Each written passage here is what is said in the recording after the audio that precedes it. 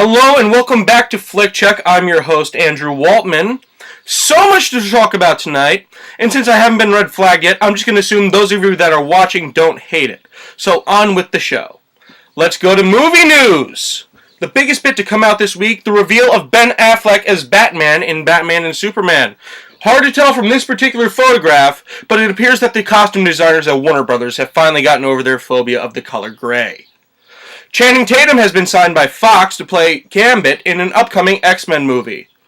Tatum has impressed me over the years, but let's not forget what happened to the last guy that played Gambit. Writer Roberto Orci has signed on to direct the next Star Trek film, taking over the reins from his pal J.J. Abrams, who has just started production this week on Star Wars Episode 7. Orci's proved himself to be a great writer. Whether he can handle himself behind the camera remains to be seen. And Warner Brothers has announced a release date for Fantastic Beasts and Where to Find Them. November 18th, 2016 is when you can see the spin-off of the already expansive Harry Potter series. Oh, whoops. How did that get there? Let's go to some celebrity news now. I'm very happy to announce that actor Casey Kasem, host of the American Top 40, and former voice of Shaggy on Scooby-Doo, has been found alive and well after he was reported missing earlier this week.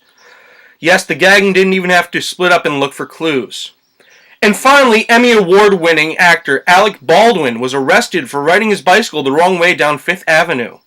When asked why Baldwin was going the wrong way, he said, "Oh, I'm just following my career." Okay, review time. Let's talk $1 Million Arm.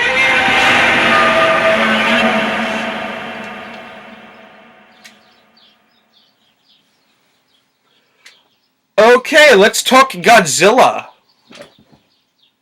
Okay, that made him happy. Yes, let's actually talk Godzilla. Let's talk the monster himself first.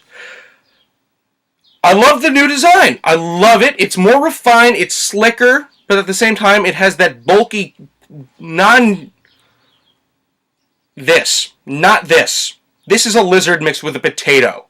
This is not what Godzilla looks like. Shame on you, Roland Emmerich. In this movie, he's more refined, little bulkier. Frankly, he actually looks like he did back in 1954, and that design still holds up. Let's talk this story for a little bit. Here we have a cavalcade of human emotion set into events that Godzilla doesn't cause, but he certainly affects. I mean, in the first half an hour, I was tearing up. A lot of that has to do with the performance of Bryan Cranston, but I'll get to that in a minute. If you've seen the movie Cloverfield, it's a monster movie, but it's not really about the monster. It's about the emotions and the events surrounding the monster.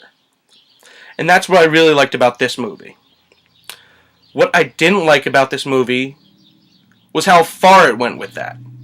At one point, someone in my theater shouted out, "Show them fighting!" And never ever shout out in the middle of a movie theater, because that's obscenely rude. People paid $10. They didn't come to hear you chant like it's a Yankee game. But he had a point. I mean, they took their sweet time building up the reveal of Godzilla. And while I can appreciate the mystery behind it and the fact that there is a lot more human emotion going on, you kind of want it to get there faster. You have to work for it, but in the end, it is worth it, so I'm going to give it a mulligan. Now we come to one of the greatest actors that is currently in the business right now, Bryan Cranston, who you might remember most from his show, Malcolm in the Middle. No, I'm totally kidding. Look, I know that Breaking Bad exists. Why was he so good as Walter White? Because he had this realistic human energy, this electricity to his performance that made you want to sympathize with the guy even when he's doing the most unspeakable things in the world. And that's what Cranston brings to this movie too. Because he has such a depth of human realism and such method that you absolutely believe everything he's doing, and he tugs at your heartstrings.